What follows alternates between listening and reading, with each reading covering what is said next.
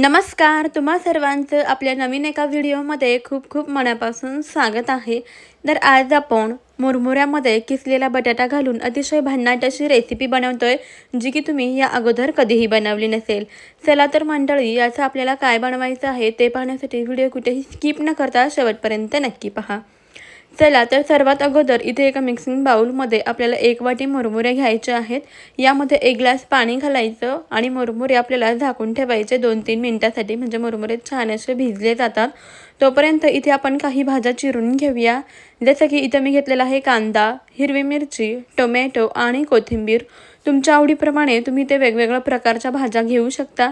जसे की गाजर, कोबी, बीटसुद्धा यामध्ये घालू शकता. या सर्व भाज्या आपल्याला छान बारीक बारीक अशा चिरून घ्यायच्या आहेत. आजची रेसिपी अतिशय झटपट अशी होणारी आहे, त्यामुळे व्हिडिओ शेवटपर्यंत नक्कीच पहा. ही रेसिपी तुम्ही या अगोदर कधीही बनवली नसेल आणि एकदा जर बनवली ना तर आठवड्यातून 2-3 वेळा बनवून खाल इतकी भन्नाट आहे आणि चवीला सुद्धा खूपच छान लागते. तर पहा, इथे ना आपण सर्व भाज्या छान बारीक बारीक अशा चिरून घेतलेल्या आहेत. यानंतर इथे आपल्याला एक बटाटा घ्यायचा आहे. मध्यम आकाराचा बटाटा घेऊया. याचा आपल्याला साल काढून घ्यायचा आहे, म्हणजेच हा बटाटा व्यवस्थित असा आपल्याला सोलून घ्यायचा आहे. बटाटा सोलून घेतल्यानंतर याला आपल्याला किसून घ्यायचं आहे.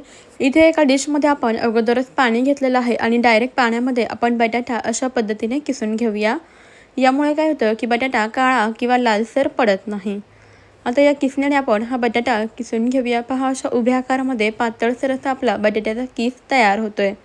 हा संपूर्ण बटाटा आपण अशा पद्धतीने किसून घेतलेला आहे. आता आपण याला ना पाण्यामध्येच ठेवून देऊया. याचा वापर आपल्याला पुढे करायचा आहे. तर इथे आपण जे मुरमुरे झाकून ठेवले होते ते पाहूया. पहा, इथे पाण्यामध्ये मुरमुरे अगदी व्यवस्थित असे भिजलेले आहेत. आता लगेच मुरमुरे आपल्याला पाण्यामधून व्यवस्थित निथळून काढून घ्यायचे आहेत. तुम्ही ते चाळणीने सुद्धा हे मुरमुरे गाळून घेऊ शकता. आता एका मिक्सिंग बाउलमध्ये आपल्याला हे 1 वाटी मुरमुरे घालायचे. यामध्ये आपण किसलेला बटाटा होता ना, तो व्यवस्थित असा पिळून निथळून काढून घ्यायचा आहे आणि मग बटाटा घालायचा. सोबतच बारीक चिरलेल्या सर्व भाज्या घालायच्या. त्यानंतर थोडीशी हळद, लाल तिखट आणि चवीनुसार मीठ घालायचं. 1 छोटा चमचा जिरे घालायचे. 1 छोटा चमचा काळं तिखट, म्हणजे आपला घरगुती मसाला असतो तो घातलेला आहे. तुमच्या आवडीप्रमाणे तुम्ही कोणतेही मसाले यामध्ये वापरू शकता. आता हे सर्व जिन्नस आपल्याला छान व्यवस्थित एकजीव असे मिक्स करून घ्यायचे आहेत. आता आपण हे सर्व छान व्यवस्थित मिक्स करून घेतलं की यामध्ये घालायचं 1 मोठा चमचा बेसन पीठ, म्हणजेच चणा डाळीचं पीठ. सोबतच 1 चमचा तांदळाचं पीठ घालूया. यामुळे आपल्या पदार्थाला खूप छान असा कुरकुरीतपणा येतो. आता आपण हे सर्व जिन्नस हे पीठ यामध्ये व्यवस्थित असं मिक्स करून घेऊया.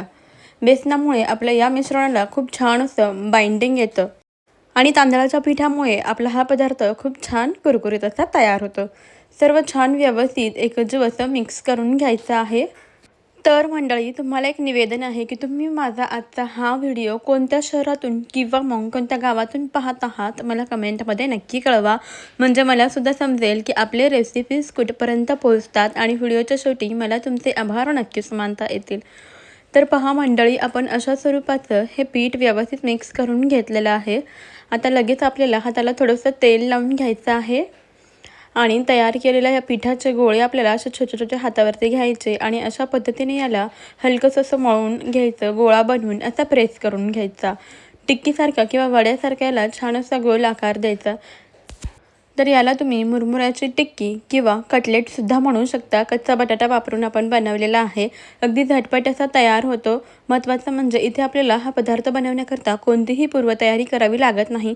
हवं तेव्हा आपण नाश्त्यासाठी किंवा लहान मुलांना टिफिनसाठी सुद्धा हे कटलेट्स किंवा या टिक्की देऊ शकतो.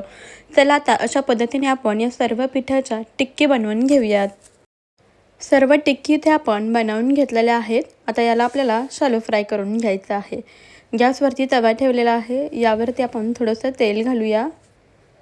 तेल व्यवस्थित असं गरम झालं की यावरती आपण बनवून घेतलेल्या सर्व टिक्की सोडूयात. तर मी घेतलेल्या साहित्यामध्ये आपल्या 6 ते 7-8 टिक्की तयार होतात अशा मध्यम आकाराच्या. तुम्हाला जर जास्त व्यक्तींसाठी हा पदार्थ बनवायचा असेल तर साहित्याचं प्रमाण तुम्ही इथे वाढवून घेऊ शकता. गॅस आपल्याला मध्यम ठेवायचा आहे. मध्यम गॅसवरती या टिक्की आपल्याला शॅलो फ्राय करून घ्यायच्या. कढईने थोडंसं तेल सोडून घेऊया आणि 2 ते 3 मिनिटानंतर आपल्याला या टिक्की पलटून घ्यायच्या आहेत.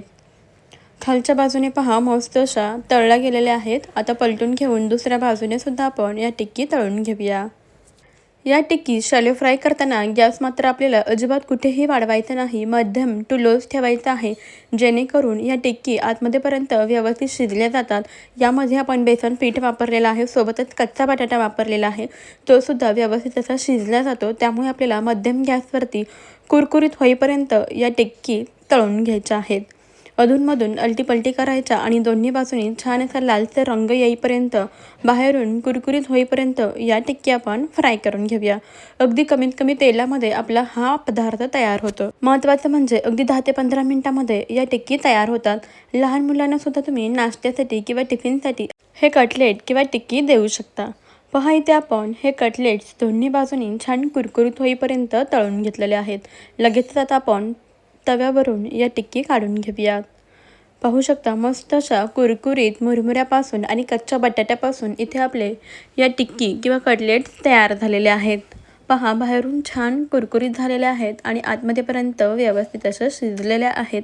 या टिक्की तुम्ही अशाच खाऊ शकता किंवा तुमच्या आवडीच्या कोणत्याही चटणीसोबत, सॉससोबत गरमागरम अशा या टिक्की सर्व करू शकता.